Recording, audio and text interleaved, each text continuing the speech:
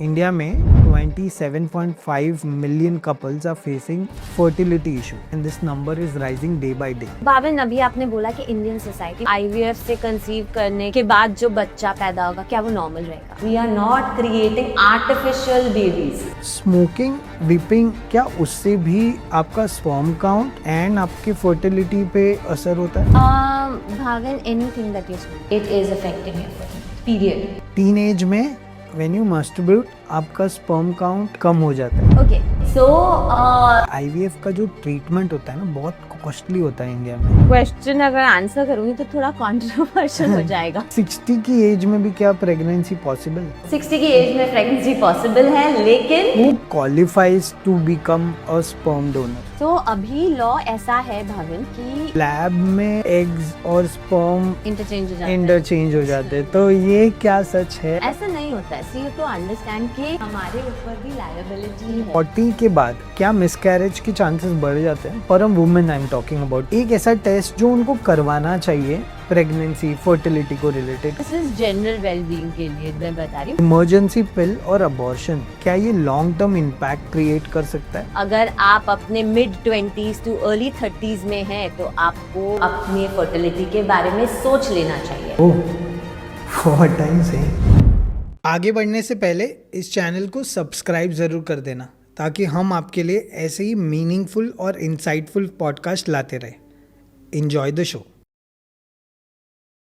Welcome to soul talks with Bhavin, a very special podcast we are doing it today, and it is about the subject of IVF, infertility treatments. आज ये podcast शुरू करने से पहले I will give you one interesting fact.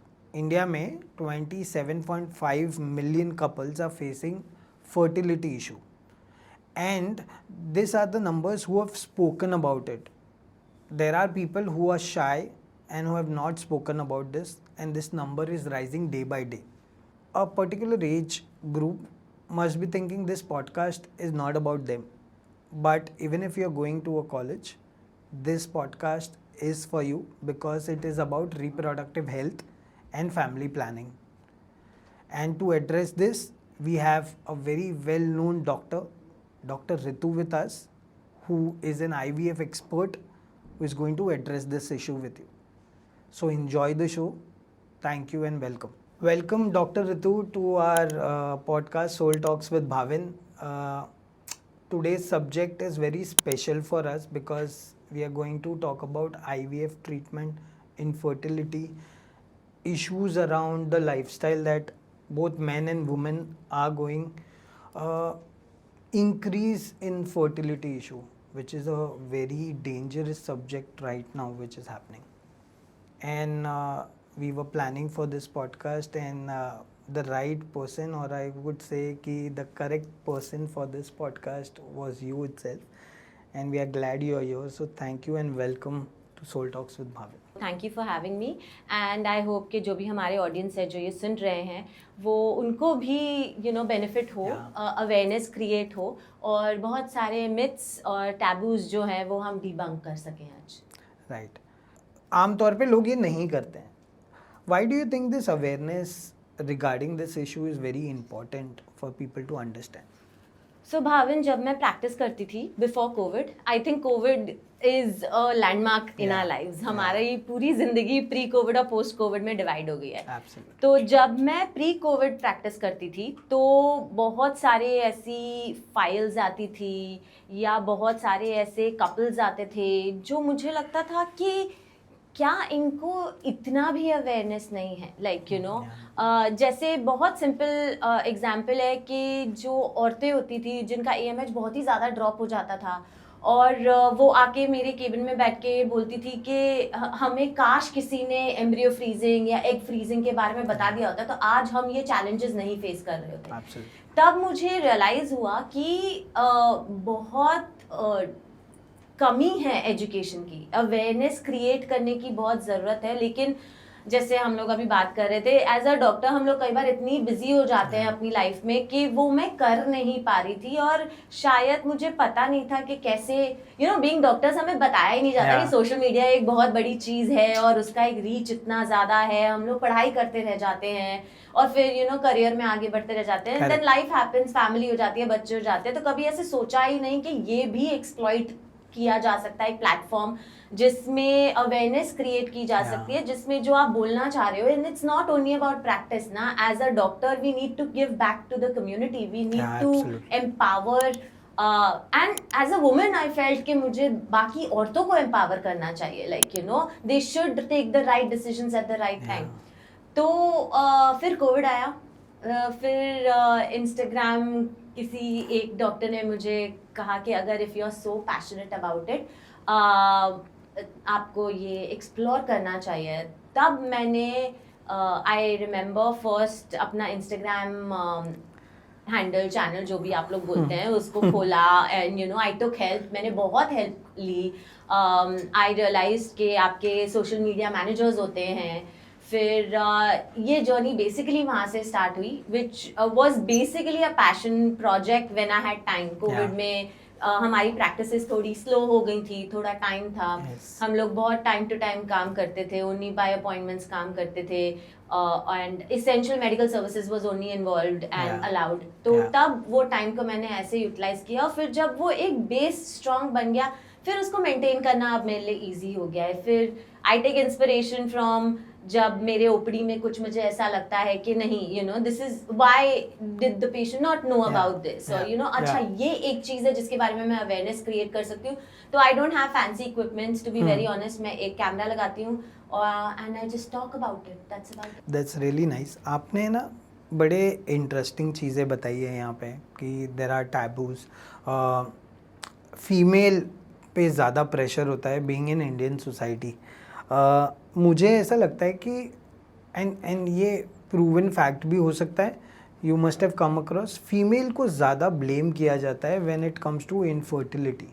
Bhavin, अभी आपने बोला कि इंडियन सोसाइटी, मैंने इस बारे में बहुत सोचा है कि क्यों एक औरत को ही क्वेश्चन किया जाता है, क्यों एक औरत आके कहती है कि मुझे बच्चा नहीं हुआ तो ये दूसरी शादी कर लेगा, लाइक या मेरी सास को प्रॉब्लम है, या सोसाइटी क्या बोलेगी, या मैं अपने सोशल फंक्शंस में नहीं जा पाती हूँ क्योंकि वहाँ पे लोग पूछते हैं। बट फिर मैंने बहुत रिसर्च तो नहीं कहना चाहिए, मैंने इस चीज़ को बहुत गंभीरता से सोचा, और तब मुझे रियलाइज हुआ it's not only Indian society. आप खुद सोचिए, जब रॉयल फैमिलीज में जब क्वीन की शादी होती थी किंग के साथ, तो सबसे पहले चेक किया जाता था कि वो बच्चा देने लायक है कि नहीं है, वो वारिस देने लायक है कि नहीं है, और उसकी वर्थ जो है वो उस रॉयल फैमिली को एयर देगी या नहीं देगी, उससे एसोसिएटेड होता था। रानीज, महाराजाज, एवरीथिंग। तो I don't think it's just society based, I think ये ग्लोबल एक नोशन था कि हमारे वंश को आगे बढ़ाने वाली एक औरत रहेगी, पर वो कब एक ब्लेसिंग से एक बर्डन में बदल गया। आई थिंक वो एक जर्नी था कि हम we were blessed as women कि हम ह्यूमन रेस को आगे बढ़ा सकते थे, लेकिन सोसाइटी ने धीरे धीरे उसे हमारा बर्डन बना दिया। कभी ये सोचा नहीं किया, क्योंकि मे बी तब ये जो एडवांस टेक्नोलॉजीज हैं जिसमें हम मेल फैक्टर्स को टेस्ट कर सकते हैं, सीमेन पैरामीटर्स को टेस्ट कर सकते हैं, वो शायद तब नहीं थी।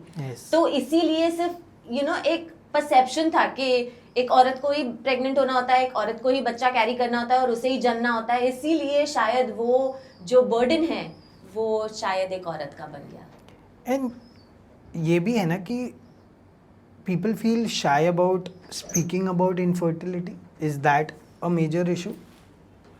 शाय तो नहीं कहना चाहिए, लेकिन हाँ, they feel it is a taboo. आज भी कपल्स नहीं चाहते हैं कि लोगों को पता चले कि दे हैव टेकन हेल्प, क्योंकि उन्हें लगता है कि कहीं ये एक्सेप्ट करने से कि हमने आईवीएफ कराया, हम ये एक्सेप्ट कर रहे हैं कि मुझ में कुछ कमी थी, और किसी भी इंसान में को कमी एक्सेप्ट करना अच्छा नहीं लगता। So it's very very simple, but वो ये भूल जाते हैं कि उनके जैसे बहुत और कपल्स हैं जो सफ़र कर रहे हैं। अगर आप एक्सेप्ट करोगे आज और आप अगर इसके बारे में बात करोगे और आप किसी दूसरे कपल को गाइड कर सकते हो तो क्यों नहीं। मुझे ऐसा लगता है क्यों नहीं आप बात करें। Yes. आप उसके बारे में अवेयरनेस क्रिएट करें। आप खुद को भी एम्पावर करते हैं। You live a very authentic life. आप एक्सेप्ट करते हैं अपनी सच्चाई और आप किसी और को एम्पावर भी करते हैं। वेरी इंटरेस्टिंगली जब आप ये बता रहे हैं कि you create awareness, there is a data point out here, 27.5 million couple in India are facing fertility issues. And ये नंबर वो नंबर है जो आके लोगों ने अपने आप से बताया है। There are also people who feel shy about it, they don't speak about it, and addressing such issues are very important for our society also, because एक तरफा बात ना हो एंड लोगों को प्रॉब्लम को फेस करने आना चाहिए। इट इज़ नथिंग अबाउट कि ये सारी चीज़ें एक पैरामीटर पे सेट करके एक ही को बर्डन आउट होना चाहिए। That's what you said. There is a misconception around IVF treatment and fertility का जो ट्रीटमेंट होता है, what is that if you are come across to it? बहुत सारे couples when they sit across with me मेरी OPD में तो वो सबसे पहले यही पूछते हैं कि IVF से कंसीव करने के बाद जो बच्चा पैदा होगा क्या वो नॉर्मल रहेगा। तो मैं हर बार यही, और आपने अगर मेरे सोशल मीडिया पे देखा होगा, मैं हमेशा कहती हूँ there is nothing abnormal about IVF in as a treatment. और नहीं, कुछ abnormal नहीं है। हम आपके ही जीन्स के साथ, हम आपके ही एग्स और स्पर्म्स के साथ वो बेबी को क्रिएट करते हैं। तो abnormal कैसे हो गया? Correct. Like you know it is just a little bit of help. जो चीज घर पे नहीं हो पा रही है वो हम लैब में क्रिएट कर रहे हैं। That's about it. It is assisted reproductive technologies. We are just helping. We are not creating artificial babies. वो नहीं हो रहा है। Right. तो मैं हर बार मैं एक बहुत सिंपल सा एग्जांपल देती हूँ कि सपोज अगर आपको मटर आलू की सब्जी बनानी है, मटर आप नेचर से ले रहे हो, आलू भी आप नेचर से ले रहे हो, पर क्योंकि आपने उसे कढ़ाई में बनाया क्या वो आर्टिफिशियल हो गई? नहीं ना। नहीं। मतलब it is natural. It is as natural as it can get. तो इसमें abnormal या unnatural कुछ भी नहीं है। जब आपका बच्चा पढ़ाई में थोड़ा कमजोर होता है तो आप क्या करते हो? आप ट्यूशन लगा देते हो ना। It's help. ट्यूशन लेना टैबू नहीं है। तो फिर अपने आप की मदद करना टैबू कैसे हो गया? और अपने आप की मदद करने से अननेचुरल कैसे हो गया? It is all very natural.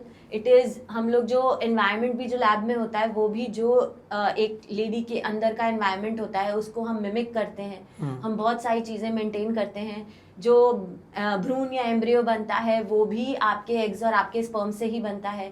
तो फिर abnormal और unnatural इसमें कुछ भी नहीं है। So that is one big myth that I come across.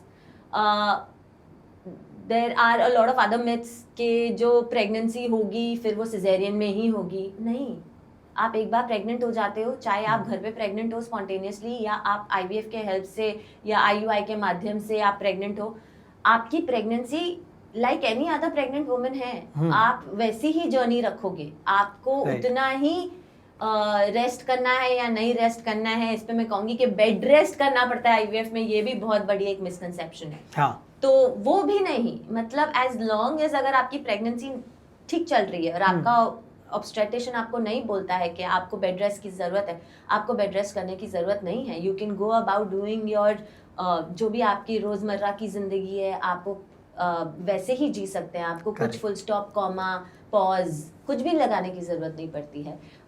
जैसे बेबी एक औरत जो घर पे प्रेग्नेंट हुई है उसका भी सिजेरियन हो सकता है, वो भी नेचुरली डिलीवर कर सकती है। सिमिलरली आपका भी सिजेरियन हो सकता है और आप भी नेचुरली या वजाइनली डिलीवर कर सकते हैं। तो अगेन सिजेरियन और वजाइनल डिलीवरी में कुछ नेचुरल और अननेचुरल नहीं है, but I am just trying to tell you कि कुछ अलग नहीं होता। सो IVF pregnancies and spontaneous pregnancies at home, इनमें कोई भी डिफरेंस नहीं है। इसका कुछ भी मिथ नहीं है। Baby is born through IVF and through spontaneous pregnancies.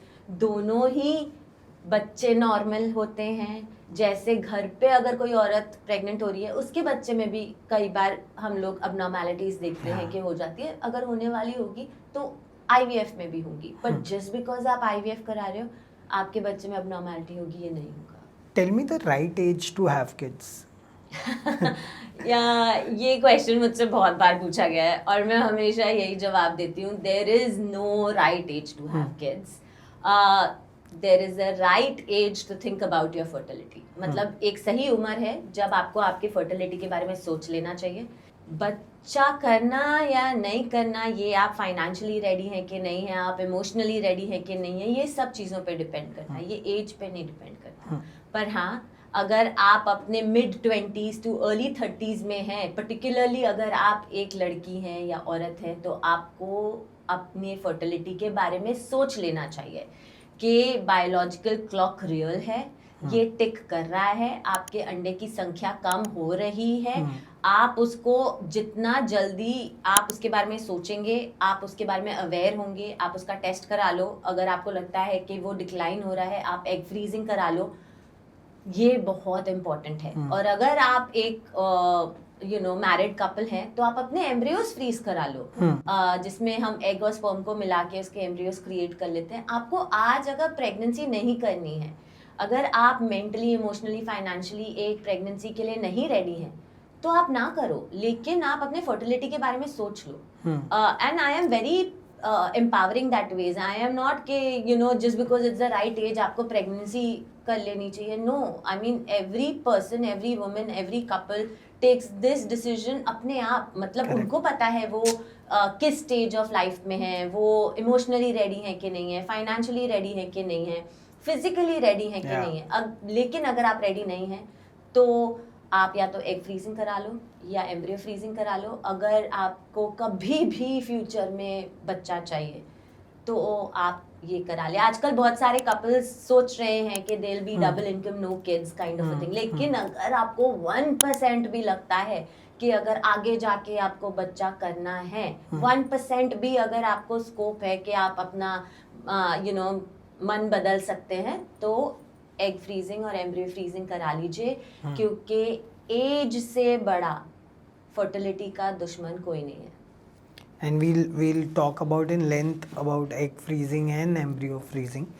I wanted to understand, and लोगों को भी ये perception या reason पता होना चाहिए कि IVF कब करवाना चाहिए.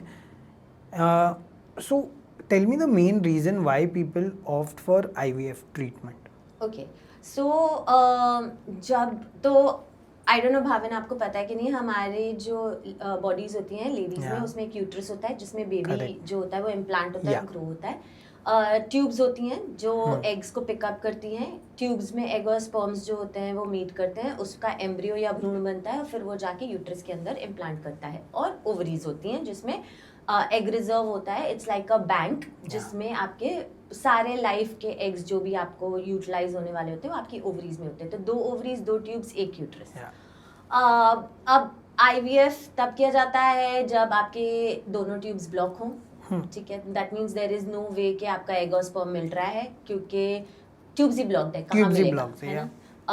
दूसरा रीज़न ये हो सकता है जब आपकी अंडे की संख्या जो है वो बहुत ज़्यादा कम हो रही है, बहुत जल्दी डिक्लाइन कर रही है. तो इससे पहले कि वो रिजर्व जो है आपके बैंक में ख़त्म हो जाए, इससे पहले तो हम वो निकाल के आपको higher chances of success rate देते हैं कि आप कंसीव कर सके अपने एग्स के साथ. या तो जब मेल फैक्टर में जब शुक्राणु की कमी होती है या स्पर्म्स की कमी होती है, तब IVF किया जाता है. या समथिंग जिसमें एंडोमेट्रियोसिस जब वो ग्रेड 3 का हो जाता है. एंडोमेट्रियोसिस जो है वो एक ऐसी डिजीज है जिसमें जो हमारा मेंस्ट्रुअल ब्लड है वो बाहर जो आता है हमारे बॉडी में से, वो बैकवर्ड फ्लो करके कई बार हमारे ओवरीज या हमारे यूट्रस के चारों तरफ भी उसके इम्प्लांट्स हो जाते हैं, जिसकी वजह से बड़े सिस्ट्स हो सकते हैं हमारी ओवरीज में. जब एंडोमेट्रियोसिस हो जाता है तो हमारा जो बॉडी का एनवायरनमेंट होता है, इट इज़ नॉट कंड्यूसिव कि आप स्पॉन्टेनियसली प्रेग्नेंट हो सके. मैं बहुत लेमैन टर्म में बताने की कोशिश कर रही हूँ. तो अगर एंडोमेट्रियोसिस है तो एग्स की क्वालिटी भी कम हो जाती है. ट्यूब का और ओवरी का जो आपसी जो संतुलन होता है, तालमेल होता है, वो भी खराब हो जाता है. तो एग्स पिकअप करने में भी जो ट्यूब की जो क्षमता होती है वो कम हो जाती है. तो ये सब वजहों की वजह से ये सब रीज़न होते हैं जिसमें हम जनरली IVF करते हैं. ओके हम जब स्टार्ट में बात कर रहे थे इनफर्टिलिटी इतना बढ़ते जा रहा है एंड ये मेजर कॉज ऑफ कंसर्न होते जा रहा है. Can you tell me some facts about कि ये इनफर्टिलिटी केसेस बढ़ क्यों रहे हैं? What are the factors? It is lifestyle issue और बायोलॉजिकल फैक्टर्स? क्या मतलब what it is? Okay so जब ये क्वेश्चन मुझसे मेरे कपल्स भी पूछते हैं कि हम क्यों and why is it happening with us particularly, मैं हमेशा उनको वही कहती हूँ कि एंड दे कम विद मतलब एक वो नोशन के हमारी तो मासी जो थी वो 40 साल की उम्र में प्रेग्नेंट हुई थी एंड ऑल ऑफ दैट, तब में भी होता होगा, लेकिन हमें ये समझना है कि हमारे जो पेरेंट्स थे वो जिस दुनिया में जी रहे थे या वो जिस दुनिया में पले बड़े थे वो दुनिया आज एग्जिस्ट नहीं करती. We are living in a very different world. तब मोबाइल्स नहीं थे, तब लैपटॉप्स नहीं थे, तब मेकअप इंडस्ट्री इतनी बूम नहीं कर रही थी. There was no Instagram with no influencers telling you you need to hide your dark circles and you need to brighten up your face. There were no Korean skin cares available. So you have to understand all these things. There were no late nights. There was no pressure, the kind of pressure today people are facing. There are deadlines to meet. There is late nights. There is so much more in life than what our parents used to encounter, I would say. Good and bad, there's always two sides to a coin. तो कई तरीकों से ये सब चीज़ें जो हैं इन्होंने हमारी लाइफ को बेटर किया है, ईजियर किया है, but we are paying a price. It is your makeup, it is your mobile, it is your Wi-Fi, it is your skincare. A lot of things are affecting your fertility potential. और मैं उस दिन surprise थी to hear कि there is a skincare line launched for preteens. तो आप सोचो हम अपने बच्चों को कितना इस चीज से एक्सपोज कर रहे हैं. तो मतलब ये सब चीजें तो कहीं ना कहीं इफेक्ट करेंगी. And also the fact that food that we consume, there are a lot of artificial foods It that is all adulterated. आज पनीर adulterated है, egg adulterated है. आज हम क्या खाएं ये सोचना पड़ता है खाने से पहले. Okay. Smoking, vaping are आज की तारीख में इतना ज़्यादा यंगस्टर्स इसे कंज्यूम करते हैं. क्या ये एक फैक्टर है? And also there is a myth, मैंने सुना है मेंथॉल वाला जो सिगरेट होता है या विप करते हैं हम, क्या उससे भी आपका स्पर्म काउंट एंड आपकी फर्टिलिटी पे असर होता है? Bhavin, anything that you smoke, whether it is menthol, whether it is tobacco cigarette, whether it is vape, it is affecting your fertility. Period. कोई डिस्कशन ही नहीं है, चाहे वो हुक्का हो. There's a lot of people who come and say we smoke, but we smoke hookah, flavored वाला. Whatever you smoke, if you're smoking, there isn't a bigger damage being done to your fertility. Period. Men, sperm count या sperm का reduce होना, ये क्या चीज़ से ज़्यादातर मर्दों में पाया जाता है, इम्पैक्ट करता है? भावन, बहुत सारे रीजंस होते हैं. एक तो हो सकता है जेनेटिक रीज़न, जिसमें there can be Y chromosome microdeletion etcetera. लेकिन और कई बार हमारे जो हार्मोन्स होते हैं वो कम हो जाते हैं, जैसे टेस्टोस्टेरोन कम हो गया या टेस्टोस्टेरोन को प्रोड्यूस करने वाला हार्मोन कम हो गया. या कई बार ना पहले क्या होता था कि बच्चे जल्दी हो जाते थे तो पता नहीं चलता था कि मेल का स्पर्म काउंट कम हुआ कि नहीं हुआ विद एज.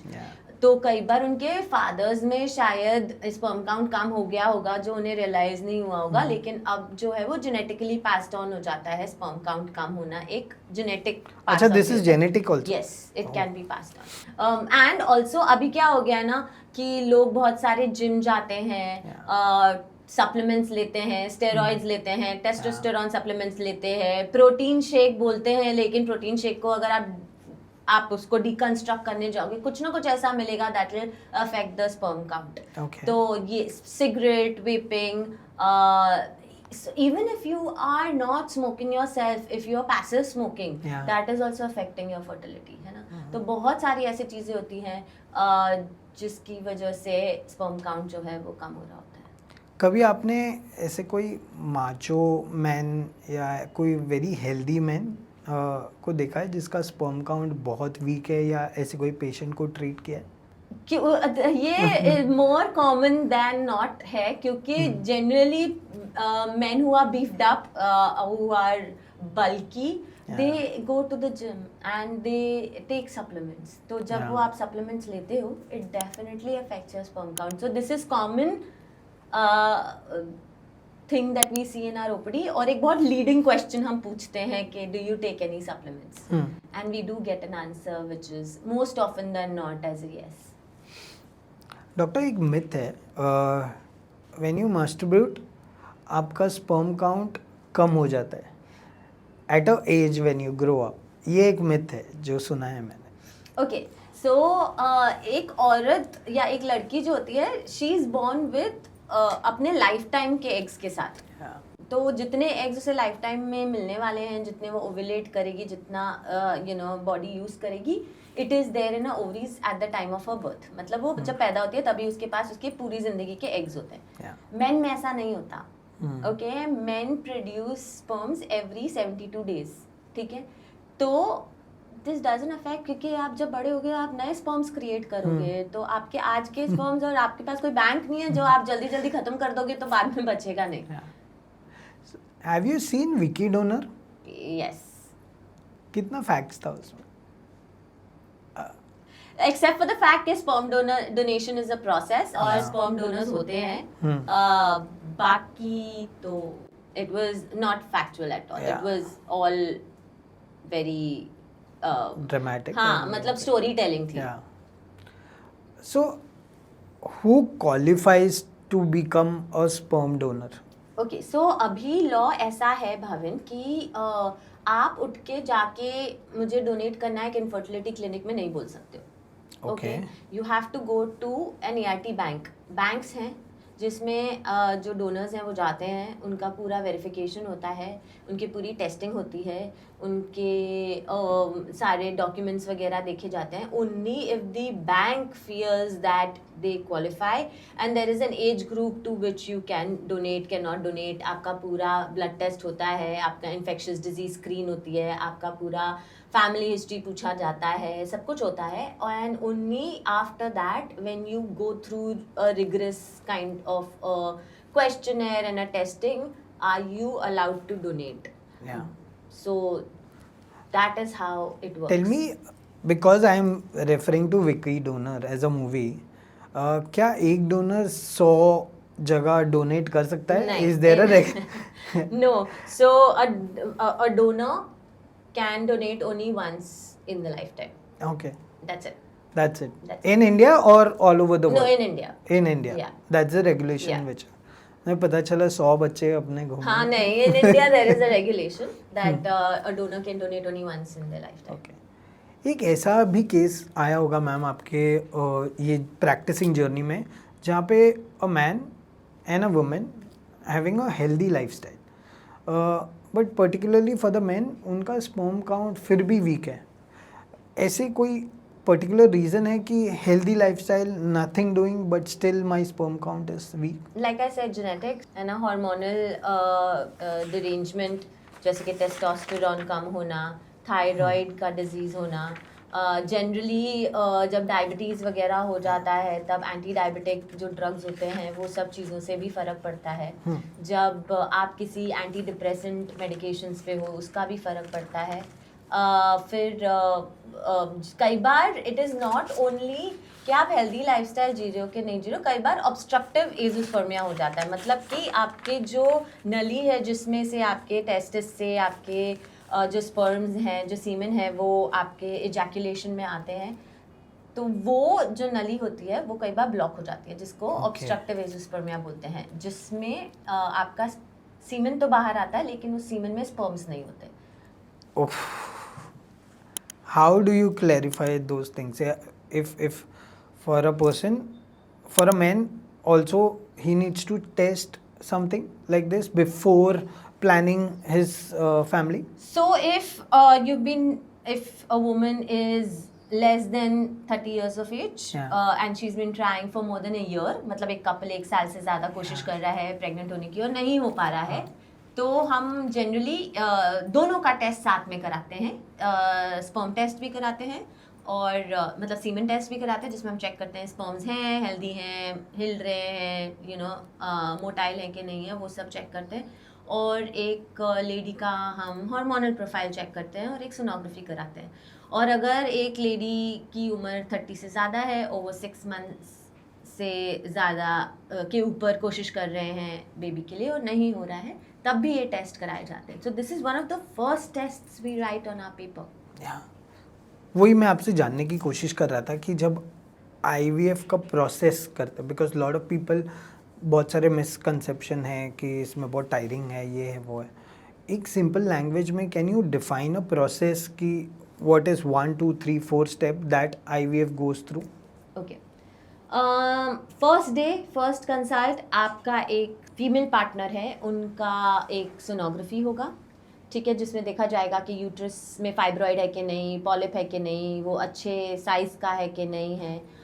ट्यूब्स सोनोग्राफी पे नहीं दिखाई देती हैं तो हम उसे टेस्ट नहीं कर सकते हैं। हम ओवरीज में देखते हैं कि उसमें कोई सिस्ट तो नहीं है, कितने फॉलिकल्स दिखाई दे रहे हैं। Follicles basically fluid filled spaces होती हैं जिसके अंदर एग हो भी सकता है या नहीं भी हो सकता। ये जो फॉलिकल्स होते हैं ये आपके महीने के जो आपका विड्रॉल है, जो आपका महीने में उस महीने में आपका एंट्रल फॉलिकल काउंट बोलते हैं उसको। सो बेसिकली उस महीने का एंट्रल फॉलिकल काउंट क्या है वो सब देखा जाता है ओवरीज में। एक बार वो हो जाता है तो फिर एक वाइफ का या फीमेल पार्टनर का हम लोग thyroid, prolactin, AMH level blood से पता चलता है कि उनका ओवेरियन रिजर्व क्या है, उनका एग रिजर्व क्या है, वो देखते हैं। और मेल पार्टनर का सीमेन एनालिसिस देखते हैं। फिर उसके बाद जो है जब डिसीजन हो जाता है कि हम IVF की तरफ जा रहे हैं, तो हम जब इंजेक्शन स्टार्ट करते हैं तो ये इंजेक्शंस जो स्टार्ट होते हैं वो ऑन एन एवरेज 11 दिन तक लिए जाते हैं। ओके। ये इंजेक्शंस रोज़ लेने होते हैं, लेकिन ये इंजेक्शंस पेनलेस होते हैं, मोर और लेस। ऐसे कोई ज़्यादा बहुत टेटनस के इंजेक्शन जैसा पेन नहीं करता। ओके, मोस्टली जो होते हैं ये जो डायबिटीज़ में हम लोग इंसुलिन का पेन यूज़ करते हैं वैसे होते हैं। तो जैसे आप देखते हैं डायबिटीज़ के पेशेंट्स जो है वो खुद को इंसुलिन दे सकते हैं, वैसे ही दीज लेडीज़ ये अपने आप को ये इंजेक्शन दे सकती हैं। It is that simple. आपको किसी हॉस्पिटल, किसी क्लिनिक, किसी डॉक्टर, किसी नर्स की ज़रूरत नहीं है, आप खुद ये सीख सकते हैं अपने आप को देना।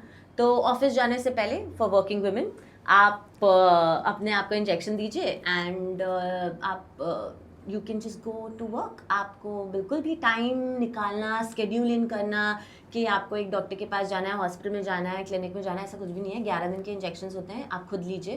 और 7th डे, 9th डे और 11th डे मोटा मोटा ऐसे सोनोग्राफी होती है।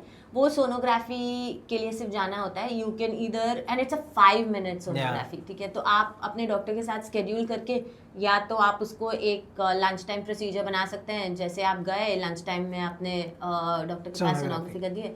आजकल जो है कई डॉक्टर्स लाइक माई सेल्फ, हम लोग सुबह सुबह स्कैन्स करके फ्री कर देते हैं अपने पेशेंट्स को। आप लोग जाइए ऑफिस, क्यों, मतलब why should a woman only have to schedule in and do everything. तो आप जाइए काम पे, एंड ऐसे कुछ बहुत बड़े लीव्स वगैरह नहीं देने होते। आजकल हर कोई high profile, high stress job में है, छुट्टी लेना, हाफ डे लेना इतनी बार पॉसिबल नहीं हो पाता। और फिर उसके बाद सिर्फ 13th डे पे आपको एक छुट्टी डालनी पड़ेगी जिसमें आप सुबह आएंगे और शाम को आप घर चले जाएंगे। वो भी ओवरनाइट एडमिशन नहीं होता। दिस इज़ द डे जब आपके फॉलिकल्स में से आपके एग्स को रिट्रीव किया जाएगा। इस डे पे आपको एक थोड़ा सा सेडेशन देते हैं जिसको हम शॉर्ट जनरल एनेस्थीसिया बोलते हैं। इसमें आपको सुला दिया जाएगा और विदाउट कट्स, विदाउट स्टिचेस आपके जो एग्स हैं वो आपके फॉलिकल से निकाल लिए जाएंगे। इस दिन पे हमें पता चलता है कि कितने फॉलिकल्स में एग्स थे, वो एग्स जो थे वो मैच्योर थे कि नहीं थे, वो सब आपको इस दिन पे आपको इन्फॉर्मेशन मिल जानी चाहिए। और फिर वो उस दिन मैच्योर एग्स में, सारे एग्स जो निकाले जाते हैं वो मैच्योर नहीं होते, तो जो मैच्योर एग्स होते हैं उसमें हम हस्बैंड के स्पर्म्स को लेके उसको इंजेक्ट करते हैं और फिर उसको लेबोरेटरी में 5 डेज तक, जनरली सारे लैब्स आजकल डे 5 स्टेटस पे लेके जाते हैं। उसको हम ब्लास्टोसिस्ट बोलते हैं। वो ब्लास्टोसिस्ट स्टेटस पे हम लेके जाते हैं। तो अगर हमें 10 मैच्योर एग्स मिलते हैं तो हमें 2 या 3 ब्लास्टोसिस्ट मिलते हैं on an average. Her couple का एक अलग नंबर हो सकता है। ऐसे केसेस भी होते हैं जिसमें 2 मैच्योर एग्स मिलते हैं, 2 ब्लास्टोसिस्ट मिलते हैं, जिसमें 20 मैच्योर एग्स मिलते हैं और एक भी ब्लास्टोसिस्ट नहीं मिलता है, ऐसे भी हो सकता है। पर on an average 10 mature eggs से हमें 2 या 3 ब्लास्टोसिस्ट मिलते हैं। और फिर वो ब्लास्टोसिस्ट आपके फर्टिलिटी स्पेशलिस्ट पे डिपेंड करेगा कि वो फ्रेश ट्रांसफर करना चाहते हैं या वो फ्रोजन ट्रांसफर करना चाहते हैं। तो वो डिस्कशन आपका आपके फर्टिलिटी स्पेशलिस्ट से होगा। अगर फ्रेश ट्रांसफर करना चाहते हैं तो डे 18 पे वो एम्ब्रियो को लेके आपके यूट्रस के अंदर very quietly without anaesthesia, no pain, वो एम्ब्रियो रख दिया जाता है without again nothing, no cut, no stitches, nothing, because it is a very non invasive procedure. अच्छा, ठीक है। आप and it is a 5 minute procedure. आप आएंगे, आप अपना एम्ब्रियो ट्रांसफर लेंगे और आप चले जाएंगे। So it is that easy. आपको 1 घंटा आपको लाई डाउन करना है तो आप करिए। It is very easy actually. पहले मतलब मेरे लिए बड़ा शॉकिंग है ये चीज़। पहले तो इतना होता भी नहीं था इतना जल्दी से। Science has grown up so fast and made lot of life easy for people who are suffering from lot of disease. ये 5 मिनट्स में आपके एम्ब्रियोज आपके बॉडी के अंदर आ जाते हैं। Absolutely. Very very nice. Tell me why IVF cycle fails, एक part, and क्या सक्सेस रेट आप देखते हैं IVF cycle? Okay, so Bhavin, you have to understand there is no 100%. Yeah. There is absolutely no 100%. तो जब आपका 100% नहीं होता तो there is always a percentage of IVF cycles that will fail. Yeah. Why does it fail? Sometimes we find a reason, sometimes we don't find a reason. So technology in itself has a given success rate. ठीक है? Why it fails, sometimes we don't find a reason, to be very very honest. कई बार egg की quality खराब हो सकती है, कई बार sperm की क्वालिटी खराब हो सकती है, कई बार एम्ब्रियो जो बना था वो अच्छा नहीं बना था, कई बार सब कुछ अच्छा होने के बावजूद इम्प्लांटेशन नहीं होता, क्योंकि मटर्नल फैक्टर्स हमें पता चलते हैं बाद में कि उसमें मटर्नल फैक्टर्स ने इम्प्लांटेशन को सपोर्ट नहीं किया। इम्यूनोलॉजिकल फैक्टर्स होते हैं। एम्ब्रियो जो होता है वो फर्स्ट टाइम में हम जेनेटिकली टेस्ट नहीं करते हैं, तो कई बार फिर रिपीटेड IVF फेलियर्स के बाद हम जब एम्ब्रियोज को टेस्ट करने जाते हैं तो पता चलता है एम्ब्रियोज जो बन रहे हैं वो जेनेटिकली अबनॉर्मल बन रहे थे।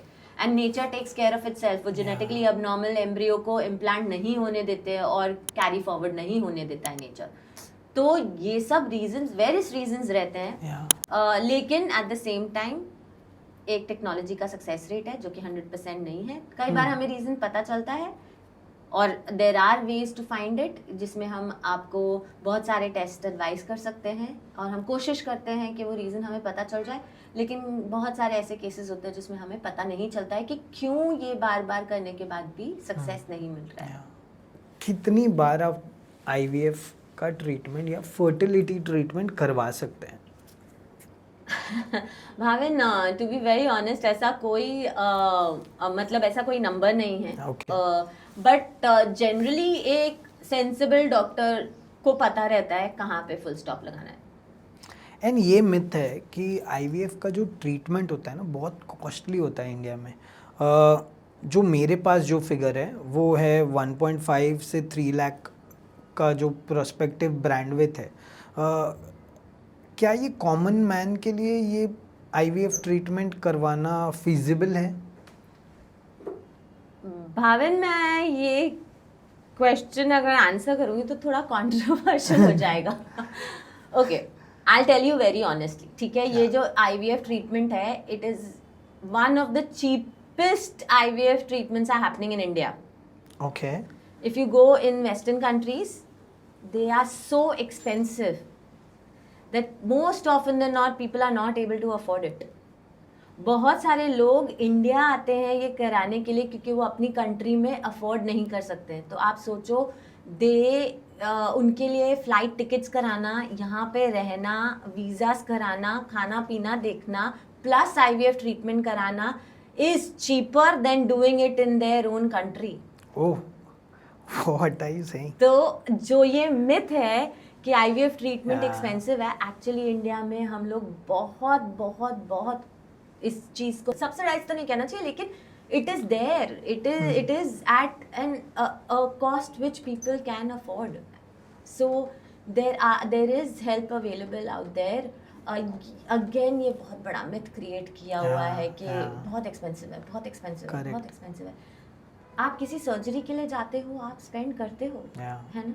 सो इट्स जस्ट दैट कि कहीं ना कहीं हम इंश्योरेंस में कवर्ड नहीं है, इसलिए शायद लोगों को वो पिंच फील होता है. Correct. यही जब वो डिलीवरी कराने जाते हैं या कोई सर्जरी कराने जाते हैं, उतना ही खर्चा आता है, उससे ज़्यादा नहीं आ रहा. मेडिकल ट्रीटमेंट के खर्चे आते हैं बिकॉज हमें एक सोफिस्टिकेटेड लैब चाहिए, हमें उसमें एक ट्रेंड एम्ब्रियोलॉजिस्ट चाहिए जिसने 10-15 साल बैठ के वो स्किल को होन किया है कि ताकि वो आपको वो इतना सक्सेस रेट दे सकें.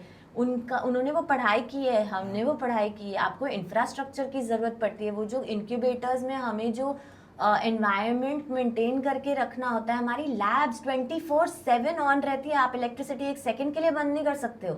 Of course. And we have to have backups कि अगर वो इलेक्ट्रिसिटी चली जाएगी तो वो लैब बंद नहीं होनी चाहिए. सब infrastructure is costly, right? But at the same time I don't think in India IVF is that expensive. Yes, ये ट्रेंड बहुत चल रहा है एंड यंगर जनरेशन में काफ़ी ये बातें हो रही है कि एग फ्रीजिंग करना चाहिए because people want to have babies at a certain age.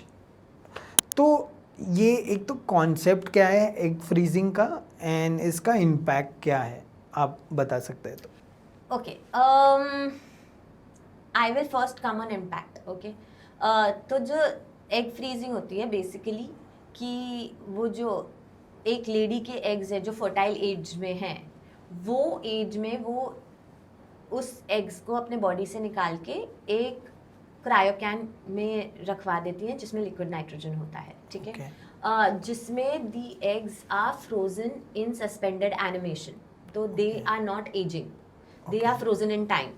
तो अगर मैं अपने eggs at the age of 26 जो है वो फ्रीज कराती हूँ, तो अगर मैं 40 इयर्स पे वो एग्स के साथ प्रेगनेंसी प्लान करने की कोशिश कर रही हूँ, तो मेरे एग्स का fertility potential quality will be that of a 26-year-old female. So this is suspended animation. You are freezing time. Okay. Why are we talking about egg freezing? A woman. So you have to understand, a woman is born with a bank. अब ये bank एक बहुत unique bank है. इसमें से आप सिर्फ withdrawals कर सकते हो, आप इसमें डिपॉजिट नहीं कर सकते. करेक्ट. एंड वो लेडी जो है वो एवरी मंथ अपने बैंक में से विड्रॉल करती जा रही है whenever she decides to freeze her egg, तब तक. और उसके बाद भी जब तक कि उसका मेनोपॉज नहीं हो जाता, वो ऑनगोइंग विड्रॉल्स है. आप इसको स्टॉप, पॉज या रिवाइंड बटन नहीं दबा सकते हो. तो जो चीज़ इज प्रोग्रेसिव, अगर आप उस बेसिकली क्या होता है कि हर मंथ से हर लेडी का एक विड्रॉल अलग होता है. But I am just trying to give you example ताकि आप लोगों को समझ में आए कि अगर वो बैंक में से 20 रुपए निकाल रही है एवरी मंथ, तो वो 20 रुपए, सपोज अगर उसने अप्रैल में 20 रुपए निकाले, अप्रैल ऑफ 2026 में, तो मैं वो विड्रॉल को निकाल के उसको लिक्विड नाइट्रोजन में डाल देती हूँ. करेक्ट. वो मई में फिर 20 रुपए निकालेगी, जून में फिर 20 रुपए निकालेगी, and so on and so fourth. वो अपने बैंक में से जितने उसकी विड्रॉल्स होंगे कैपेसिटी, वो निकालती रहेगी. तो इससे पहले कि उसके बैंक में वो एक दिन तो जीरो होने वाला है, वो जीरो हो जाए उससे पहले वो एग्स जो हैं उसने स्मार्टली एक सिर्फ महीने का विड्रॉल लेके उसको लिक्विड नाइट्रोजन में डाल दिया. मैंने ना एक मेरे दिमाग में बहुत एक फ्रीजी सा सवाल आ रहा है because we are talking about egg freezing and 60 की एज में भी क्या प्रेगनेंसी पॉसिबल है? 60 की एज में प्रेगनेंसी पॉसिबल है, लेकिन by the law of the land we can not offer any kind of assisted reproductive technologies to any women over the age of 50. हम 50 से ऊपर की औरत के लिए कुछ भी नहीं कर सकते हैं. एंड एज ट्रीटमेंट वाइज ये इंडिया का कानून है, हम नहीं कर सकते. तो मेडिकली अगर आप उनसे पूछोगे, हाँ हो सकता है, लेकिन कानूनी नहीं हो सकता. सो ये एग फ्रीजिंग का जो प्रोसेस है कितना पेनफुल है? बिकॉज ये भी एक मिथ है कि अरे कैसा प्रोसेस है, क्या होता है, हमें तो पता ही नहीं, कैसे ऐसे कर दे। अभी मैंने आपको आईवीएफ का प्रोसेस एक्सप्लेन किया, हाँ it is 90% of that process same. तो it is a painless process. जैसे अगर IVF painless in the sense newly painless है, इट इज ऑल सिर्फ इंजेक्शन का फोबिया अगर आपको नहीं है। हाँ और ये injections actually I am telling you they are not ऐसे वो टेटनस वाले इंजेक्शंस नहीं है ये, they are very very highly refined purified injections जो आपके स्किन में दिए जाते हैं, आपके मसल लेयर तक भी नहीं पहुंचते। Very very easy injection. Muscle वाले भी हैं लेकिन मोर ऑफन देन नॉट आजकल सारे क्लिनिक्स मोस्टली जो है वो स्किन वाले इंजेक्शंस यूज करते हैं।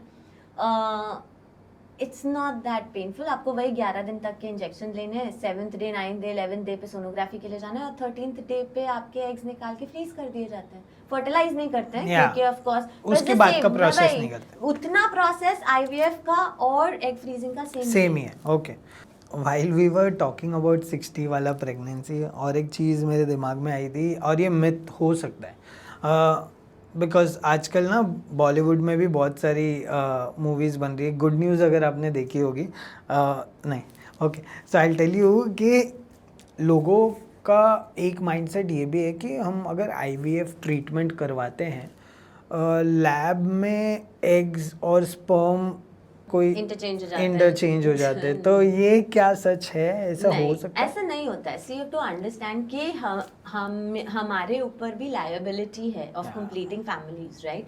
तो ये सब चीजें जो होती है वो डबल विटनेसिंग सिस्टम के थ्रू जाती हैं। तो बेसिकली आपके एग्स, आपके स्पर्म्स जो है वो सिर्फ एक इंसान हैंडल नहीं कर रहा होता।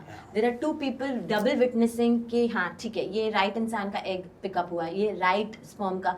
जब आप इवन एवरी स्टेप पे जाओगे there be someone who will ask you to keep identifying yourself, please identify yourself, you will be saying your name out loud yourself. फिर हर पेशेंट का एक यूनिक आइडेंटिफिकेशन नंबर रहता है, वो हम हर पेशेंट और उसके हस्बैंड को देते हैं। जिस यूनिक आइडेंटिफिकेशन नंबर से हम उसको आइडेंटिफाई करते हैं। बहुत सारी लैब्स में इवन विटनेसिंग सिस्टम्स रहते हैं कि आपके जो RFID जो चिप्स होती हैं वो चिप्स के साथ आपकी टेस्ट ट्यूब्स, आपकी डिशेस, आपकी सब कुछ उससे लेबल होती हैं द मोमेंट आपका पिकअप होता है। और फिर जैसे ही वो स्टेशन पे गलत RFID वाला चिप विद अनदर, जैसे मिसमैच हो गया हस्बैंड और उसका, तो अलार्म बजता है। मैंने आज तक वो अलार्म बजते हुए नहीं देखा because the embryologist are so well trained कि वो ये मिस्टेक होने ही नहीं देते हैं बिकॉज इट इज उनका ट्रेनिंग ही ऐसे होता है कि they have to check and recheck. So you know ये सब चीजें नहीं होती, मतलब मोस्टली नहीं होती, नहीं होनी चाहिए। नहीं होनी चाहिए या ऑफ कोर्स पता चला कोई किसी and trust your doctors yes and your laboratory. ऐसे तो आप मुझे बताओ कितनी सारी मूवीज बनी है जिसमें बच्चा चेंज हो जाता है। हाँ, बनी है मतलब, कि नहीं बनी हाँ, है? नहीं प्रेगनेंसी मतलब डिलीवर होने के बाद 2 डिलीवरी साथ में हुई और बच्चे जो है वो एक्सचेंज, तो लोगों ने बच्चे पैदा करने बंद कर दिए कि मतलब really this is a question I want to ask everyone, why is it such a big deal? वो वहां पे भी आइडेंटिफिकेशन सिस्टम होता है, वहां पे भी यूनिक आइडेंटिफिकेशन नंबर्स दिए जाते हैं, वहां भी बेबीज को टैग किया जाता है। The same way everything is identified. Of course नहीं, ये बहुत ही फ्रिजाइल सा सवाल था। And when I was researching ये सवाल बार बार आ रहा था, व्हाट इफ नहीं, मैं भी पहली बार मैंने मतलब I answered this question a gazillion times, पर लेकिन आज भाविन पहली बार आपसे बात करते हुए लाइक ये हर बार क्वेश्चन क्यों आता है? एंड देन आई रियलाइज कि यू नो बच्चे भी तो चेंज होते हैं, मूवीज में दिखाए गए हैं। ऑफ कोर्स एक है ना बड़ा इंटरेस्टिंग सा मेरे दिमाग में क्वेश्चन आ रहा था कि टेल मी इफ सिबलिंग्स और half siblings get married, abnormality और मिसकैरेज के चांसेस ज़्यादा होते हैं? Yes. Why is that so? So basically क्या हो जाता है ना कि इन ब्रीडिंग या इन मैरिजेस जिसमें बोलते हैं कि जिनको हम कंजैंग्यूनस मैरिजेस बोलते हैं कि आपस में ही शादी, जो हिंदूज में होता था कि सेम गोत्र में शादी नहीं करनी। क्यों नहीं करनी? क्योंकि जो आप में कमियां हैं वो उस गोत्र में नहीं है, जो इस गोत्र में कमियां वो आप में नहीं है, तो द सुपीरियर जीन और the stronger gene would overcome it. Okay, और कई चीजें ऐसी होती हैं जैसे थैलेसीमिया, ठीक है? अभी थैलेसीमिया माइनर अगर आप में है, और जैसे बहुत सारी कम्युनिटीज में है जिसमें थैलेसीमिया माइनर जो होता है वो प्रेवलेंट होता है, जैसे सिंधीज होते हैं, बोरी मुस्लिम्स होते हैं, इनमें थैलेसीमिया माइनर होने के चांसेस होते हैं। तो जब माइनर से शादी करता है, तो जैसे सिबलिंग में माइनर है, उनके जैसे कजन में माइनर है और दूसरे कजन में भी माइनर है, वो माइनर की जब शादी होती है तो जो बेबी होता है वो मेजर हो सकता है। ओके। और वो जो थैलेसीमिया मेजर वाला जो बेबी होता है वो then it becomes incompatible with life. फिर उनको ब्लड ट्रांसफ्यूजन्स लेने पड़ते हैं, बोन मैरो ट्रांसफ्यूजन, बहुत सारी चीजें होती हैं। तो ये जो इन कंसैंग्यूनियस मैरिज होती है, जो रिश्तेदारों में हो रही होती हैं, इनमें बहुत सारे जो जेनेटिक अबनॉर्मैलिटीज होते हैं, उनके जो रिसेसिव जीन्स जिसको कहते हैं, वो recessive plus recessive becomes dominant, ऐसा हो जाता है। ओके। फिर वो नेक्स्ट जनरेशन में वो एक्सप्रेस करने लगता है जीन अपने आप को। मैम एक आई डोंट नो, मतलब मेरे दिमाग में इतने सारे सवाल आते जा रहे हैं बिकॉज कॉन्वर्सेशन ही इतना इंटरेस्टिंग हो रहा है। आपके पास ऐसे केसेस भी आते होंगे जहाँ पे अ मेल डोमिनेंट इज इम्पोर्टेंट नहीं हो पा रहा है, रियलाइजेशन हो जाती है बट एक्सेप्टेबिलिटी नहीं आती है। How do you treat those cases? Okay, so every IVF clinic has a counselor on board. Okay, so if we feel that there is psychological counseling needed, we like kind of ask them to take sessions with our counselor. Okay, see, at the end of the day, it all comes down to what do they want. If they want a child, they will have to come to a common place, है ना? If they don't want a child and if they want to hold on to their egos, there is nothing much we can do, right? They can only be a counseling session given to them. They can only be us sitting with them and explaining to them. We can have family counseling session, but most often than not, this is all very if the person is not accepting himself, he will not involve his family at all. And whatever treatment or whatever help couples seek is confidential unless they want to disclose it to whoever. So I believe it is very patient specific कि वो क्या चाहता है। अगर वो चाहता है कि उसको बच्चा हो तो वो कोशिश करेगा उस डायरेक्शन में। अगर वो नहीं चाहता है उसको बच्चा हो तो फिर वो हम कैसे हेल्प कर पाएंगे? हम सिर्फ सपोर्ट दे सकते हैं, उसके बाद डिसीजन मेकिंग तो कपल से ही आएगा। मतलब जैसे अगर आज मुझे पता है भाविन, जैसे आपको सपोज प्रोटीन की जरूरत है, मैं आपको बार बार बोल सकती हूँ आप प्रोटीन लीजिए, प्रोटीन से आपको ये बेनिफिट्स हैं। आप अगर मैं आपको प्रोटीन पाउडर ला के दे सकती हूँ, पर वो लेना तो आपकी रिस्पॉन्सिबिलिटी है।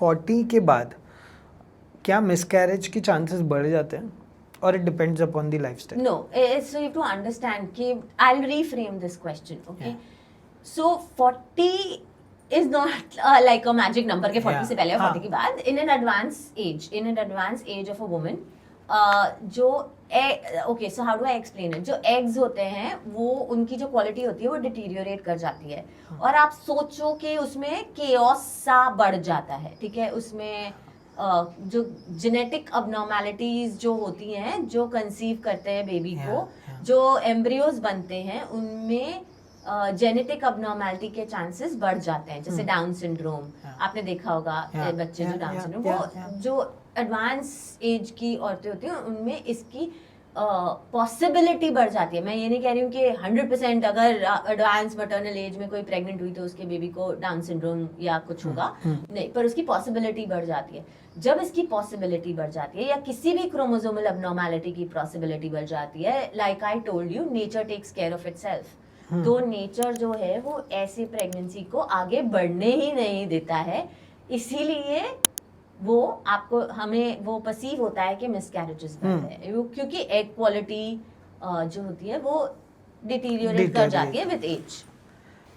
मैंने देखा है एक कॉमन फैक्टर है कि उन्हें ट्विंस हो जाते हैं,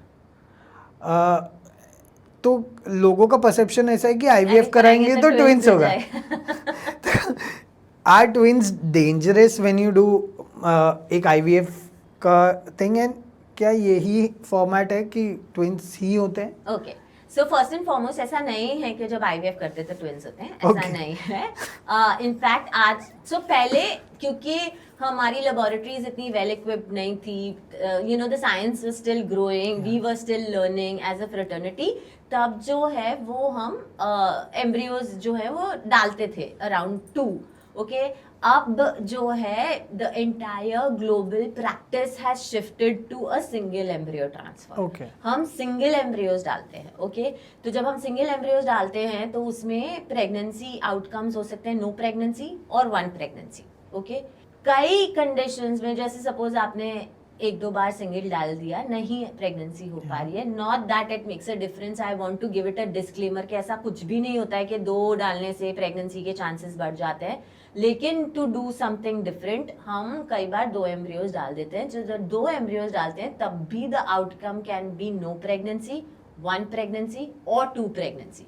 Okay. तो इस मतलब it is very very wrong to say कि आईवीएफ कराते हैं तो ट्विंस हो जाते हैं, नो। एंड ग्लोबल प्रैक्टिस आजकल सिंगल एम्ब्रियो ट्रांसफर्स की तरफ शिफ्ट हो चुकी है। आजकल हम भी चाहते हैं एक सिंगल हेल्दी बेबी हो जाए जो कि टर्म तक कैरी करे, सब कुछ अच्छे से हो जाए, which is more favourable outcome हमारे लिए भी, क्योंकि ट्विन प्रेगनेंसी कैरी करना एक तो डिफिकल्ट है। Yeah.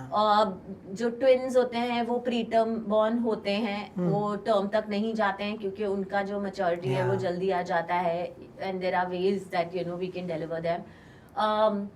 कई बार ट्विन्स जो हैं उनको एनआईसीयू का स्टे लग सकता है। Yeah. तो ये सब चीजें जो है हम अवॉइड करने की कोशिश करते हैं। जब ट्विन्स कैरी हो रहे होते हैं तो हो सकता है कि जो मदर ट्विन्स को कैरी कर रही है उनका ब्लड प्रेशर राइज हो या उनका शुगर लेवल्स राइज हो। मैं ये नहीं कह रही हूँ कि सिंगल में नहीं होता, हो सकता है, लेकिन ट्विन्स कैरी करने में उसकी पॉसिबिलिटी बढ़ जाती है। तो ये सब आउटकम्स हम also as a fertility specialist हम भी अवॉइड करना चाहते हैं। हम भी चाहते हैं कि एक अनइवेंटफुल प्रेगनेंसी हो, Yeah. ताकि you know the mother is happy and healthy baby comes home, everything goes well. So हम कोशिश करते हैं, Yeah. everything we cannot be gods, but Yeah, we of course. try कि हम एक you know एक healthy pregnancy, good uneventful pregnancy outcome की तरफ work करें। जब आप ट्विंस की बात कर रहे थे ना, मेरे दिमाग में चल रहा था कि ट्विंस में अगर इतना प्रॉब्लम आता है तो ट्रिपलेट्स जब होते हैं कई लोगों को, वो सिचुएशन कितना डिफ़िकल्ट होगा, एंड वो कौन से केसेस में होता है? वेरी मतलब ये बहुत यूनिक केसेस है। अभी जो लॉ है, current law of the land is that अगर आप डे 5 एम्ब्रियो ट्रांसफर कर रहे हो तो you can not transfer more than 2 embryos. Okay, या पीरियड। पीरियड। कई बार वेरी रेयर केसेस में एक एम्ब्रियो अंदर जाके स्प्लिट करके 2 बेबीज दे सकता है। तो आपने 2 डाले, एक तो इम्प्लांट हो गया जो हो गया, और एक ने स्प्लिट मार दिया अंदर और उसकी वजह से ट्रिपलेट्स हो गए। तो ये आउटकम हो सकता है, पर very rare case. We have people from Bollywood who have delivered. तब लॉज डिफरेंट थे, अब लॉज बहुत डिफरेंट है। एक है ना, मुझे बड़ा सेंसिटिव चीज़ लगता है, जो कपल IVF के थ्रू बेबी डिलीवर कर दिए हैं, ट्रीटमेंट ले चुके हैं, वो ज़्यादातर अपने बच्चों को बताते नहीं हैं कि वो IVF चाइल्ड है, because it is a very natural process, और शायद वो मिथ उनके दिमाग में है कि बताना नहीं चाहिए। Have you come across to any such things, और why do you think such taboo is still there? एक तो I feel this is a very personal choice, Yeah. है ना। मैं आपको एक बहुत फनी इंसिडेंस बताना चाहती हूँ कि when I was born, I was a forceps baby. For the longest of time, my mother didn't tell me कि forceps लगे थे baby, because she thought that was a taboo. Yeah. कि नहीं कुछ गलत था। बच्चों पे असर हो जाएगा। हाँ, मतलब why do we burden the child with extra information, है ना। तो ये भी हो सकता है, which is a personal choice and I respect it. Like maybe there's a right time to have that conversation. Maybe it is very personal when I am sure कि कभी ना कभी तो this conversation will happen in the family, Yeah. but maybe they wait for the time where the child is more mature to accept that information, to process that information, and to honor that choices that were made while the parent was trying to conceive that Yeah. particular child itself, because that child was brought in with a lot of love. Yeah. आप समझ रहे हैं उनके लिए कितनी मेहनत की है उसके पेरेंट्स ने वो चाइल्ड को लाइफ देने के लिए. तो वो सब कॉन्सेप्ट समझने के लिए भी एक मैच्योरिटी लेवल की जरूरत होती है. I think I am sure they will have like I'm sure couples have that conversation, but at the right time. आप स्कूल गोइंग बच्चे को बोल के नहीं भेज सकते ना, अरे बेटा तुम तो आईवीएफ से पैदा हुए थे, वो जाके 10 और बच्चों को बताएगा, वो 10 और बच्चे जो है, you never know how they kind of interpret that information. So yeah. Yes, of course. हमने ना स्पर्म डोनर की बात की, तो एग डोनेशन भी है क्या? ये लीगल है इंडिया में? Yes. ये होता है? Yes. Okay. What is the process? If short में you can tell? Egg donation is a voluntary egg donation. जिस लेडी को अपने एग्स डोनेट करने हैं वो आ सकती है, वो ART बैंक में जा सकती है, अपने आप को रजिस्टर कर सकती है, एंड वो ART बैंक के थ्रू फिर वो आती है हमारे पास for a voluntary egg donation, and then we can take her eggs and give it to a couple who is willing to have a child through egg donation. So surrogacy in this is different? Yes, surrogacy is when a woman carries the pregnancy. Carries away. Yeah, egg Okay. donation में the pregnancy is carried by the woman who wants to give birth only. Okay. आपने ना एक interesting सा fact बताया था when you were explaining the journey of IVF. Emotional toll एक female के लिए उस जर्नी में बहुत ज़्यादा भी हो जाता है, क्योंकि एक स्ट्रेस फैक्टर रहता है माइंड में. What if this doesn't get succeed, क्या ये फेल हो जाएगा? मेरा पहला वाला फेल हो चुका था, ये सेकंड चांस है, मेरी एज बढ़ती जा रही है. कैन यू डिफाइन और can you express those feelings?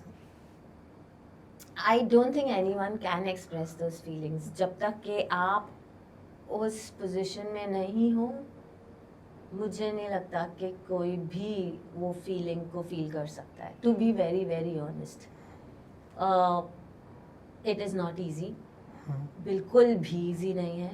And I know because मैं रोज़ in some form of the other एक इमोशनल टोल देख रही होती हूँ. There are couples who are very strong, who will come, who will do what is needed and who will go through whatever is required.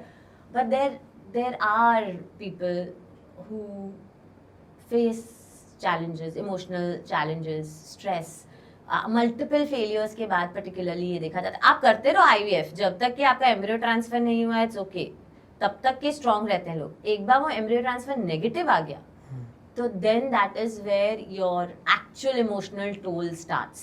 आप समझ रहे हैं? And person break down हो जाता है. बिल्कुल. बट जब तक मैं तो रोज देखती हूँ, लेकिन मैं फिर भी वो पेन को डिस्क्राइब नहीं कर सकती हूँ, because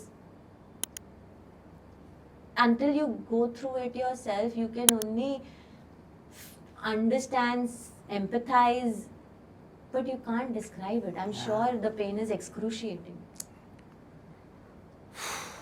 Okay.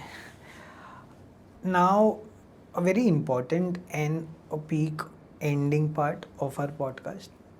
Very informative for our audience also. Is there any kind of special food or a dietary plan to obviously boost your fertility? So you have to understand कि ऐसा कोई special magic food नहीं है जिससे fertility boost हो जाएगी. But yes, maintaining a good lifestyle, maintaining a healthy lifestyle, exercising, hydrating yourself, eating antioxidant-rich food like nuts, etc., eating more of fruits and veggies, eating less processed food. All of this definitely, and it impacts not only your fertility, it impacts every aspect of your well-being, and so your reproductive health as well, right? So this is, we know about it, we talk about it, but I think it becomes very difficult to follow it, right? Of course, yeah. So I think the information is already out there. There is no particularly fertility boosting medication, or there's no particularly boosting fertility food, but general good eating healthy habits is what keeps your body healthy and thereby keeps your reproduction also healthy. एक teen age में for a women I am talking about particularly एक ऐसा test जो उनको करवाना चाहिए to understand कि आगे फ्यूचरिस्टिक फैमिली प्लानिंग उनके हेल्थ के बारे में प्रेगनेंसी फर्टिलिटी को रिलेटेड क्या करवाना चाहिए, ऐसा कोई टेस्ट है? या टीनेज तो बहुत छोटे हो गए, लेट्स हाँ, 25 to 20 20s में yes you should get one is your thyroid profile, definitely करा लेना चाहिए, आपका अपना एक प्रोलैक्टिन लेवल करा लेना चाहिए. This is general well being के लिए मैं बता रही हूँ. पर्टिकुलरली एग रिजर्व और फर्टिलिटी को लेके एक टेस्ट होता है जिसको हम AMH टेस्ट बोलते हैं. Okay. वो एक AMH टेस्ट करा लीजिए. I think that's enough. एक बड़ा मेजर क्वेश्चन मैं लास्ट में पूछ रहा हूँ आपको कि इमरजेंसी पिल और अबॉर्शन क्या ये लॉन्ग टर्म इम्पैक्ट क्रिएट कर सकता है? ओके, सो इमरजेंसी पिल्स जो होते हैं वो अगर राइट तरीके से लाइक इन एन इमरजेंसी लिया गया हो Yeah. तो it doesn't impact your fertility in the future. ठीक है, बिल्कुल भी कुछ इम्पैक्ट नहीं होता. It is just that one cycle में वो हार्मोनल फ्लक्चुएशन क्रिएट करते हैं टू मेक द एनवायरनमेंट के वो प्रेगनेंसी ना रुके. ठीक है, लेकिन आप आए दिन आपने उसको एक एक शॉर्टकट बना लिया है तो ऑफ कोर्स आपके हार्मोन्स जो हैं वो ऊपर नीचे होंगे, जो आगे चल के अगर आप ये करना बंद कर दोगे तो over a long period of time वो शायद अपने आप को नॉर्मलाइज कर ले. सर्जिकल अबॉर्शंस जब होते हैं, जब DNC या जिसको धुलाई कहते हैं वो होती है, तो अगर राइट स्किल हैंड्स में हो तो भी उसका कोई फर्क नहीं पड़ता. अगेन बार बार किए जाने पे इस चीज़ का इफेक्ट पड़ता है क्योंकि यूट्रस की लाइनिंग जो होती है वो डैमेज हो जाती है और गर्भाशय में पर्दे बनने के चांसेस बढ़ जाते हैं, जिसकी वजह से प्रेगनेंसी रुकने के लिए कोई जगह नहीं बचती. तो बार बार सर्जिकल अबॉर्शंस कराना इज नॉट वेरी गुड आपके फ्यूचर प्रेगनेंसी के लिए. लास्टली डॉक्टर, अगर ये एपिसोड कोई कपल देख रहा है, स्ट्रगल कर रहा है अपनी लाइफ में, बता नहीं पा रहा है, what message would you give to them through this podcast? मैं आपको कहूँगी कि आप एक स्टेप उठाइए टूवर्ड्स द फर्टिलिटी क्लिनिक. आपने वो एक स्टेप उठा लिया ना, आपके लिए साइंस खड़ी है बाकी स्टेप्स उठाने के. That one step is very important. वो एक स्टेप अपने लिए उठा लीजिए. साइंस के पास आज टेक्नोलॉजी है, साइंस बहुत प्रोग्रेस कर चुकी है एंड थैंकफुली हम उस एरा में रहते हैं जहां हमें, आप सोचो कि जब हमारी दादी परदादी के टाइम पे मदद ही अवेलेबल नहीं थी, आज है. हाँ. तो हम क्यों घर पे बैठे हैं? आप बाहर आइए, आप एक फर्टिलिटी क्लिनिक में जाइए, एक फर्टिलिटी स्पेशलिस्ट से बात कीजिए, एक कदम उठाइए. साइंस खड़ी है आपके लिए, आपकी मदद करने के लिए. Thank you, Dr. Ritu. It was an amazing podcast that I have ever had. जो मेरी जर्नी रही है, आई एम श्योर ऑडियंस भी इसे देख के बहुत ज़्यादा मिथ ब्रेकिंग एक्सपीरियंस लेगी, और जिन किसी को ये तकलीफ़ में है, आई गेस उन्हें एक वे आउट मिलेगा through your messaging. So I am very grateful कि आपने ये टाइम दिया है. Thank you so much. Thank you Bhavin, thank you for having me, और मुझे प्लेटफॉर्म देने के लिए, ताकि मैं आपके ऑडियंसेस तक पहुंच पाऊँ, अपने ऑडियंसेस तक पहुंच पाऊँ कि ये इतना मुश्किल नहीं है जितना लोगों ने बना दिया.